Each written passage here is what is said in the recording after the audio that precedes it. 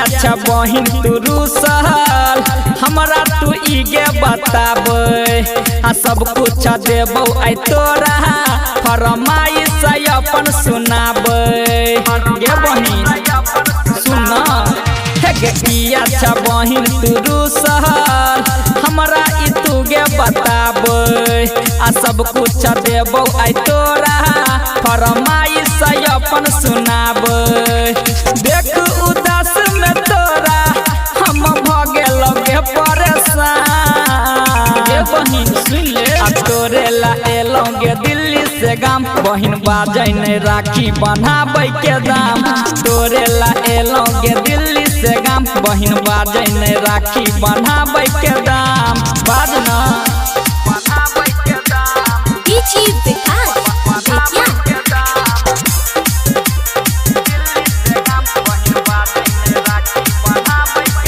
कुछ बाजै के दुलरी बहिनिया हमर तोरे में बसैया दुनिया मुँह किया छी आई फूले ने हमर घरक गेल छमिनिया बुझ गेली नहीं निक लागैया कुछ बाजै के दुलरी बहिनिया हमर तोरे में बसैया दुनिया मुँह किया छी आई फूले ने हमर घरक गेल छमिनिया जोड़ै छियौ हाथ तोरा हमारा लक्ष तू भगवान बुझ गेली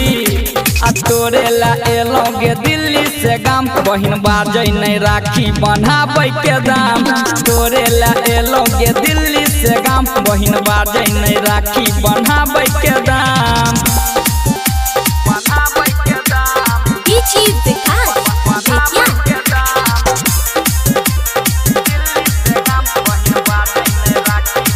राखी बिना छै सुन ई हाथ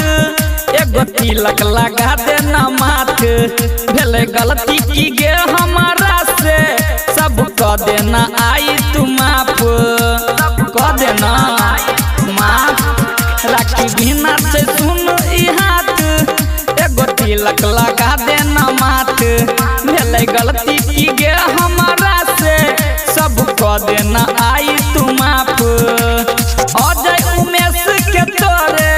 में बसै छै बहिन परान सच्चे कहै छियौ तोरे ला एलोगे दिल्ली से गाम बहिन बाजै नहीं राखी बनाबै के दाम तोरे ला एलोगे दिल्ली से गाम बहिन बाजै नहीं राखी बनाबै के दाम केते लेबही बाजना।